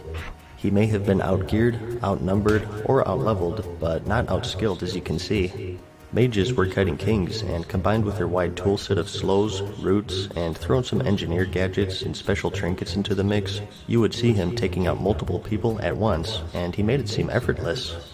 In part 2, I went over just how good rogues could be when they're in the right hands. Well, here he is soloing 2 of them at once. Here's a clip of him taking on a warlock, rogue, and a priest. He has both battlegrounds and world PvP in his videos. Lots of Eastern Plaguelands, which was of course the level 60 zone, including the grinding spot Tyr's Hand, which held a bunch of elite enemies. You weren't getting any farming done that day if you were Alliance and Vertiny was there. Truly, one of the best PvP mages at the time, if not the best, and his videos chronicle a really cool time in the game's PvP history. This was when people actually did world PvP, sometimes over Battlegrounds. I was hoping Crazy, you'd huh? be prompt in answering my summons. I have an important task that I would like you to perform. Next, we have Piccolina, It is time for you to another set mage out here, to except seek this your one isn't known for PvP, but rather for one of the biggest exploits in the game's history. Beyond our enchanted Well, either forest, exploit or there a is clever much use you of game must learn mechanics. about our That's up recent for history. debate for a lot of people. Much has changed with The our old people vanilla since raid, the Battle of Naxxramas, Mount was Hyjal, re-released in the Wrath nor of the Lich Drossel King lies a pale expansion. shadow of what It was the once current raid tier, Power and used guilds to were racing defeat through it. Archimonde and drive While back that the was going burning on, legion. a very clever mage by the name There of is a task Piccolina you must managed to solo the entire military wing, which held the bosses, Instructor Vesuvius, Gothic the Harvester, and even the Four Horsemen. Now, how the heck did a single mage solo all of this when the content was current? One of the trash mobs had a buff called Bone Armor that absorbed a huge amount of Thank damage. Elune that you have It was gathered also these a magic ingredients so effect, quickly. so mages could In still just a steal it for moment, themselves. I will have the antidote These mobs would prepared. continuously cast it, so The you would have an antidote is infinite ready, supply of adventurer. absorbs Please as long see as you that didn't kill the Ivern mobs. drinks it. There is So, something that's that the you defense should know, covered, the but what about the antidote. offense? It will only remain If you're viable solo, for it would 5 take way too minutes. long to kill the You must get it bosses, to and him they in would time. enrage, making the Speed bone be armor with you, worthless. adventurer.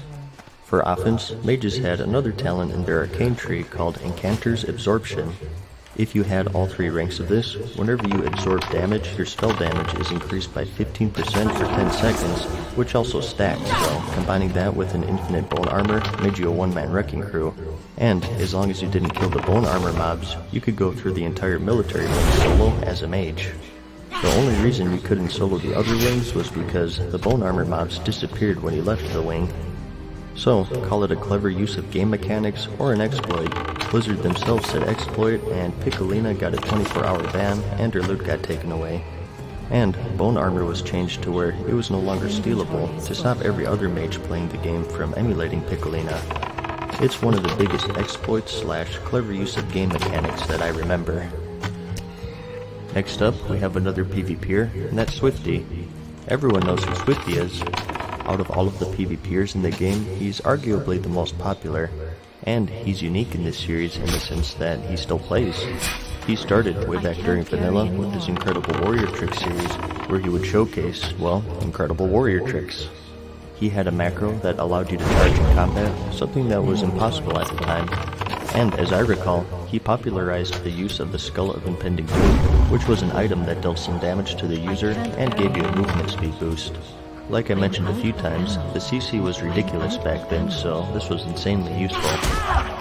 And his videos were more focused on 1v1 situations. With Burtney, his focus was more on outnumbered skirmishes, and Swifty instead showcased some 1v1 situations against each class in the game, against players who were considered the best of that class on his server at the time. And you of course had the usual Warrior Wrecking Ball and Battlegrounds and whatnot. He released several popular videos throughout the entirety of the game's nearly 13-year lifespan, and along with many other PvPers, he was reincarnated in-game as a commander in the Ashran PvP zone in the Warlords of Draenor expansion. Once again, if you're into old-school PvP at all, I highly suggest giving these a watch.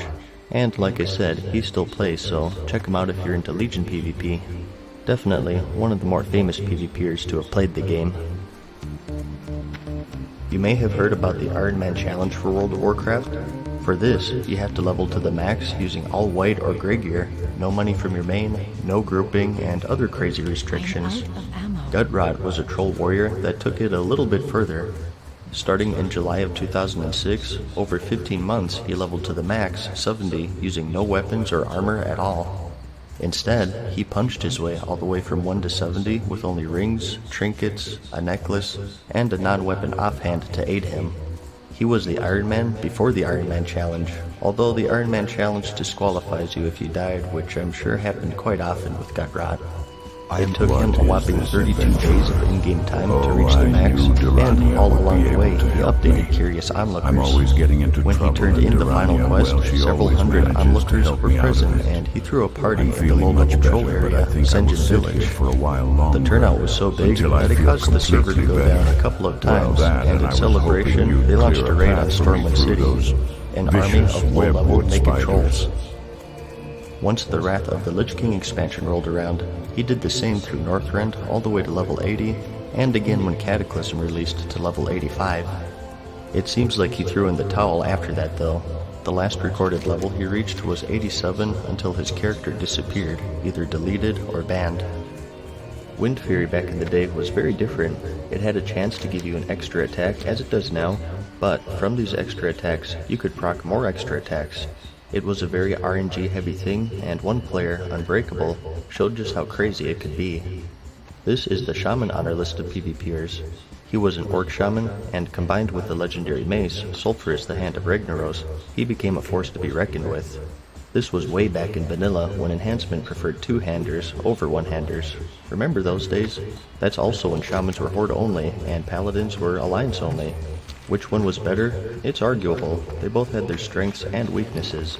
All I knew was, if I saw an enhancement shaman with the Hand of Ragnaros no less, they would have to be top priority because before you could even blink, they would just tear through you if they got the procs. If you played back then, you're probably familiar with the countless threads calling for nerfs to Wind Fury, and Unbreakable, in my opinion, was one of the main sources for them. I mean, for a lot of these clips, he didn't even need to use more than one ability, just a quick Wind Fury proc on his auto attack, and maybe a Frost Shock, and that was enough in a lot of cases. Definitely the most bursty class in vanilla if you were lucky enough, and Unbreakable was kind enough to show us that.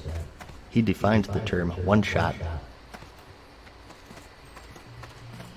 In the last video, I talked about the World of Roguecraft series with Mute, and how he was able to take down rank 14 players naked. Grim showed the rogue's full potential with actual Geary equipped, so you can imagine the havoc he wreaked. He was an undead rogue who had his time during vanilla, like many others I've listed. As per the vanilla standard, he showed off some good old-fashioned world PvP and released 2 videos, Total Annihilation and Path of Blood. He showed off the combat and assassination specializations, both very viable PvP specs. He also had some subtlety gameplay in there as well, which was pretty rare as far as vanilla was concerned. There's really not much to say other than its classic vanilla rogue PvP where you could kill people within a couple of stuns. Heck, even just a cheap shot stun sometimes depending on the class. Yeah, like I said, there was a lot of rogue hate back in the day.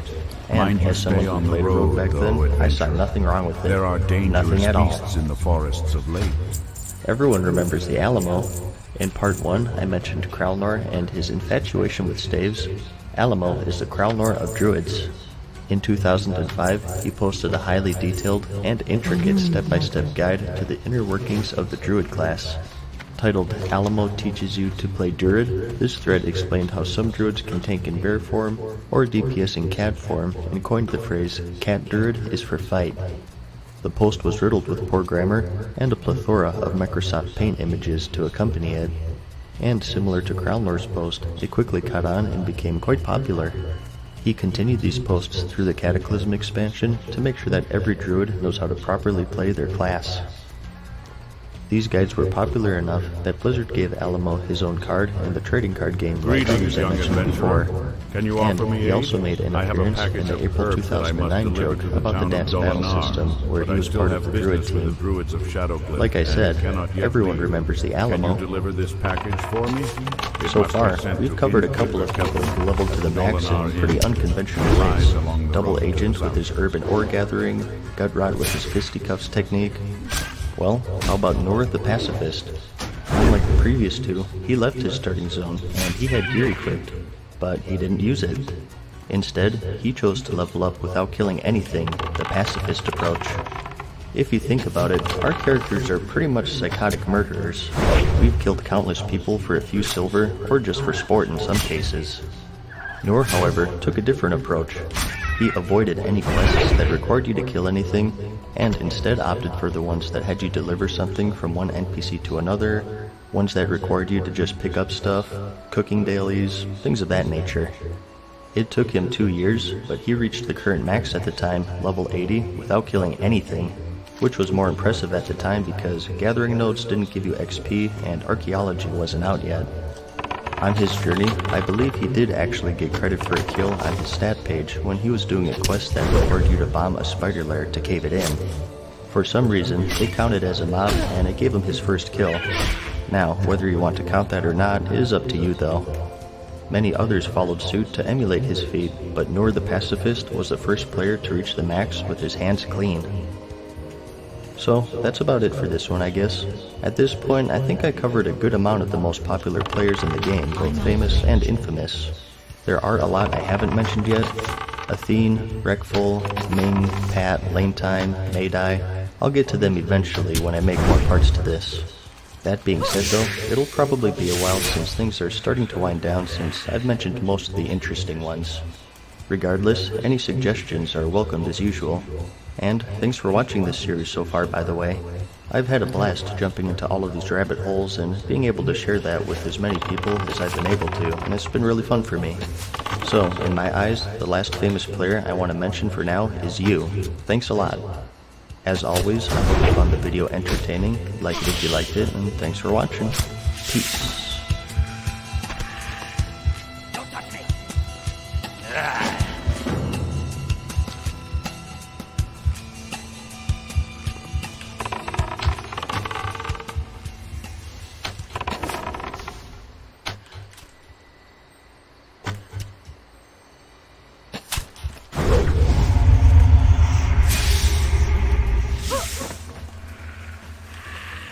Grand achievements, meltdowns, funeral crashing, sex for gold.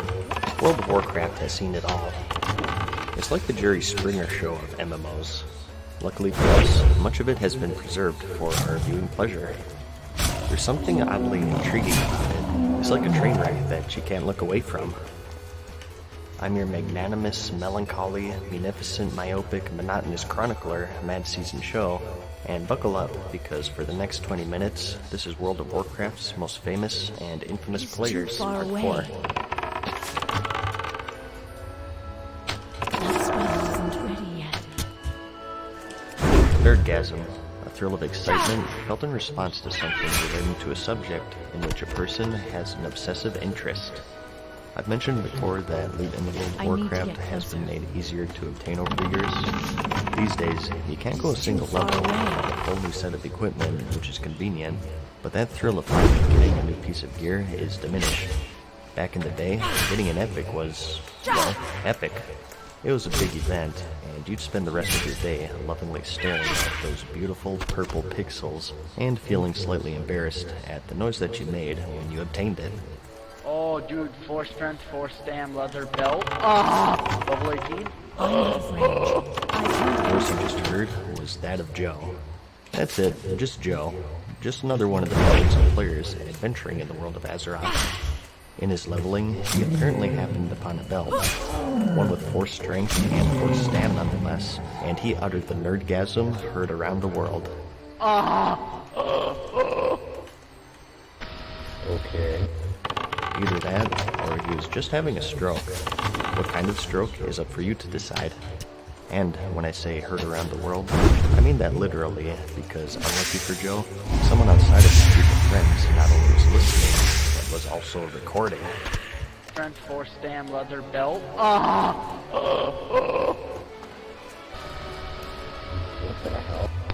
He'd record their reactions and upload them to YouTube for all to see, and Joe was just one of his many victims. 4 strength, 4 stam, leather belt. Joe, is that you on the other? What? No. Really? Oh, dude, 4 strength, No, 4 it's stam, not. leather belt. Yeah, dude. Alright, obviously it's not. Oh, dude, 4 strength, 4 stam, leather belt.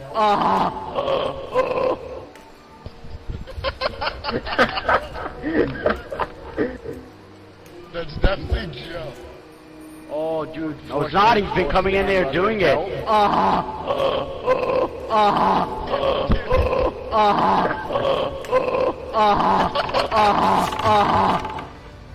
What the hell? He sounds just like Joe. No, it's not! This nerdgasm spawned a whole series of videos, as the video compiler himself and his fans would replay it to other random people's Ventrilo servers to get a reaction. No, Kaiser Element. Those are the ones that were on the Deshies, dude. If you get the Deshies, Oh, those dude, skins 4 are strength, freaking 4 stam, leather belt. Holy cow. Level 18? You're so stupid. like I said, the power of pixels was strong. It's like the dark side from Star Wars, except somehow even more heavy. People have even died over it. It's pretty scary how it can grip people. It's just a game at the end of the day. People take it way too seriously. Never mind that. But I mean, come on, if you're willing to murder someone for in-game loot, what's to stop you from it? Oh no. Well, I guess we may as well get this one out of the way. That's right. Believe it or not, you're looking at a Craigslist ad for a woman offering sex for gold. Let me try to explain just why she's doing this. Back when the Burning Crusade expansions came out, one of the big features being added to the game were flying mounts. You used to be locked to the ground, either on foot or on a ground mount, and the only time you could fly in the game was when you took flight paths, which restricted you to a set path from point A to point B. Now, player-controlled flying was always a highly requested thing, so when it was announced for the Burning Crusade, people flipped out. There was just one problem, though. It cost gold, which is the in-game currency. A lot of gold, in fact. Too much for most Are you heading players to the have south? going out of To their Lake way Al by Ahmed? grinding mobs If so, or professions. then I have a task I might Somewhere a ask. bit more industrious than My others, colleague however. Denelin has a camp along Hello, the eastern I end need of the lake 5,000 where he is gold of studying gold for my and epic experimenting flying on the mount. plant life In of return, Teldrassil. you can mount me. He requested a You have to have package an of rare account on my earth from server, Darnassus, and I and it want was the late. gold before we do Only anything. recently arriving here in Dolinar. Upfront delivery. Can you take the package That's to pretty him? smart. You don't want people A troubling breeze blows getting through the account forest. information Gyrolas post-coitus, do we? Talvathan serves as We can great quote warden trade to the at your hibernating place, druids since of I the can't Talon post. in the Ban Ethel Edit, Barrow. because I have a lot of dumb guys His duty message as the me chosen who clearly protector don't of have the gold. sleeping is to Make ensure sure their to send a safety, picture of so that their yourself pact and with a Ysera screenshot of your remains character with fulfilled. the But 5,000 word from gold. Garolus is now You know, delayed, that's and I pretty grow easy to nervous. spoof. Travel Why not east to have them posing in Starbreeze front of your Village and bring computer, back a holding your report from driver's Garolus so license, that I can giving put a my thumbs up to the worries to camera. rest, knowing my I play a dreaming level brethren 70 slumber Vanilla druid safely. and would prefer someone who is I was once given an emerald I have a dream catcher costume. from Garolus Talvathan, the Okay, warden who's of the paying who druids now? in the Ban Ethel Barrow Den. Also, This I'm not powerful adverse amulet to is the able to idea of siphon groups energy slash from the animal. emerald dream, bestowing Now, luck I know upon what you're those who thinking. carry it. You want to see some gameplay. I mean, there's no way that this worked, right? Come on, this is the internet. You know better by now. Hi, I'd just like to thank all those jackasses that thought it would be funny to post my picture all over the internet and make 50,000 threads about me on the World of Warcraft forums. I got my epic mount in about an hour, and that was very enjoyable for both parties. This matter must All of you stay between idiots us. probably spent hundreds The of satyr hours are farming enough yours, embarrassment and you don't to even us have them. already. So, This talk one all is the much trash too you close want. to home. I got my epic flying He mount is and I got called Lord laid, Malinus. which is more than most He of you resides failures in the can ever nearby hope for. cave of Fell Rock, where he has gathered a large group this of is all Grell too much. warriors. I His thought this heart was a is black wholesome as little night, channel here. and he plots Let's something take a most break from foul. prostitution You for must virtual find him currencies. within his nearby cave Let's just talk to about the the north of Goonsquad. here, and Not bring really me known his for head. being one of the top killers, Ah, but yes, rather one the of the delivery top of troublemaking herbs from Shadowglen. No funeral crashing. It is a shame Porthanius could not bring it himself, for we have much to discuss, he and I. But I'm glad to get the herbs nonetheless, and I'm glad you came. While you are here, please, rest yourself. Heroes must keep their and tricking strength alliance in spirits players high, into attacking and must enemy find player rest and and solace gathering them up whenever they so they can may. revive all at the For same to time neglect to one's peace of body kill and mind unsuspecting is a city sure dwellers. path to failure. Well, So, at least this time they were rest. the opposite faction. Ah, I see. The crowning You were achievement, sent however, by came during Teneron. the Well wrath then, of the Lich it King would seem expansion. we have much The to new talk PvP about, zone, much to do, Wintergrass, and little was time to granted. do. First, One side let had me to defend a fortress from the other, fending off players, siege tanks, demolishers, and planes. Well, that's what the box art said, but that never made it in, I guess. The goal of the attacking team was to break through layers of walls using siege tanks, or if you were an engineer, grenades. These also did damage, but since the mainstay of the event was that siege combat, they did relatively little in comparison. However, in preparation for the event to begin, the Goonsquad perched themselves upon the final door leading to victory of the zone, all having a large supply of grenades. As soon as it started, they parachuted down and in 1 minute destroyed the last gate to win the game in record time. A stunned Alliance returned to the keep, only to find out that they'd been locked out and surrounded by elite Horde guards, which slaughtered them if they drew too close. Immediately after, Blizzard released a hotfix, which made the grenades pretty much useless in the PvP zone. Hi, this is Gurkhan from Legion. This is a narrative video of a Zul'Aran speedrun that'll show you how my group has successfully approached the zone. Recognize that voice? That's right, that's the voice of Ian Hazzikostas, the current game director of World of Warcraft. This was back during the Burning Crusade, before he was affiliated with Blizzard. He's the leader of the Elitist Jerks Guild, which is one of the most influential guilds in the entire game.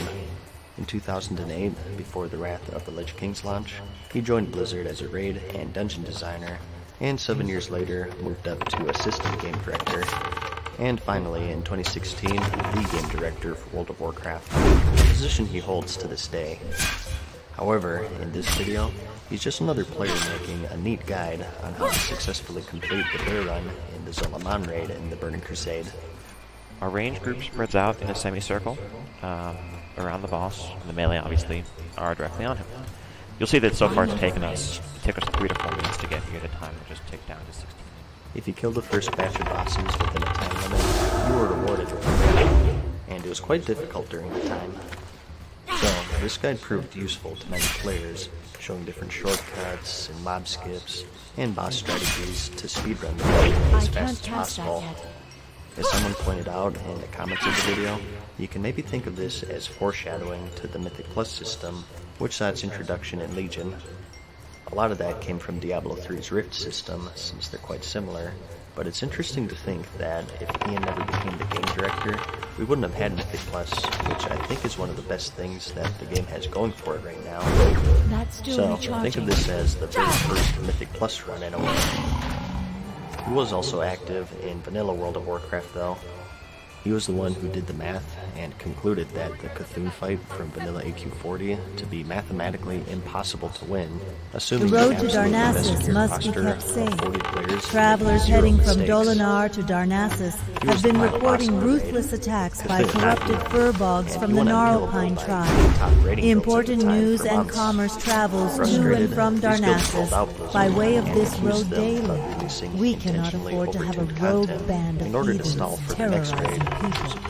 Take up arms in the name of the Sacred Forest Adventure. Their den lies somewhere below this vantage point. Slay 6 of these Gnarlpine ambushes and report back to me. Taxes, another top guild having difficulty killing the overtuned old god. Also present in the chat is Fear, the alias for Alex Afrasiabi, who's the currently world designer for World of Warcraft. During vanilla, a quest designer. There's quite a history with him as well, having led the EverQuest guild, the Fires of Heaven, which is considered by many to be the most dominating guild in the entire game. When he was still playing EverQuest in 2003, he made a profanity-laced rant about a new raid called the Plane of Time. It saw a shaky release, so he took to the forums to give the developers an ultimatum. You have 14 days. If after that time the plane is not properly tuned, I am deleting my characters and canceling all of my accounts. The rest of my guild will follow suit, as well as several other guilds of people that play EverQuest. I did not work my ass off, jumping through your idiotic hoops with my friends and guildmates, so I could go to a zone where groups of 18 could enjoy the content. Even if, past these initial moronic events, I can finally get my entire guild to raid with me, frig you guys. Seriously, frig you to heck. He was pretty mad, to say the least, and the rest of the post was more of the same. So, with Afrasiabi now employed by Blizzard, in similar fashion with Cthulhu, Z, the leader of Death and Taxes, made a pseudo-parody post using the same nomenclature of Afrasiabi's 2003 EverQuest thread. Instead, this time, giving Blizzard 14 days to properly tune Cthulhu, or he and his guild will quit the game and switch to professional solitaire. Back to the IRC chat though, the guild questioned the professionalism and ethic of Blizzard releasing a seemingly broken encounter, and expressed frustration with their inability to overcome what they perceived as unfair challenges. Your body looks worn and your After spirit carefully weary. pondering Rest the yourself argument beneath that our the roof content and may allow be Elune to guide your overtuned, dreams. Afrasiabi looked back to the time when he was the player. The frustrated guild leader posed with an unbeatable challenge. And retrospectively, he saw that he and Z weren't all that different. Thus, with great care and deliberation, he sincerely took on the criticism and replied, "I think you're just being a retard." Well, damn. That's pretty impressive, actually. With how filtered everything is these days, to what lengths do you have to go to for an employee of a AAA game to say that you have Down syndrome? How much would you have to mess with someone to completely send them off the deep end to the point where they publicly lash out at their own community base?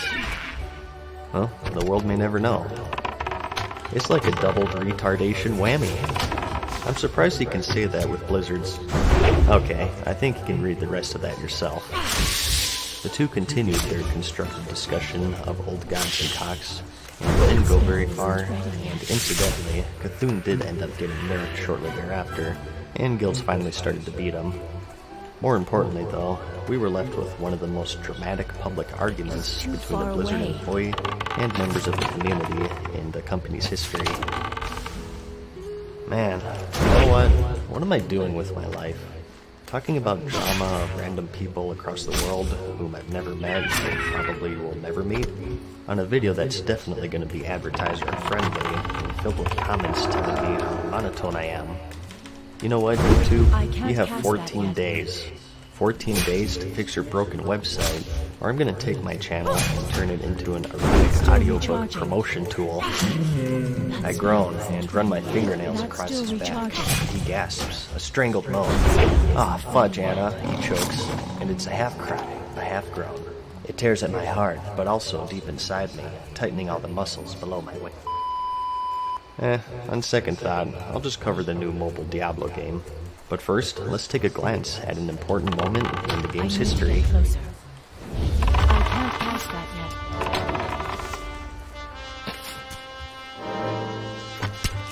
yet. We took the amount of outrage and then doubled it. Jay Wilson is a name that lives in infamy amongst the Diablo community. Diablo 1 and 2 are considered to be masterpieces of the action RPG dungeon crawling genre. You kill demons, and you get loot to kill more powerful demons. With just 2 games to its name, it was one of the most addicting franchises gamers came across, with quite the active communities still playing today, decades later. Forgive me for giving you all of this backstory, but it's necessary to understand what the feeling was at the time, and just why the fans of the series felt so betrayed. Its creator, David Brevik, is considered to be a god amongst fans of the series, with an outpouring of support even today for a remake to his iconic sequel, Diablo 2. Now what? But here comes the year 2012, and with it, Diablo 3. The second in the series, released over 10 years prior in the year 2000, with an expansion set in 2001, so there was an immense amount of hype and a thirst for a return to the series. Its existence was announced in 2008, and players for the first time got to see the game in action. This only made the wait worse for players though, because it looked great.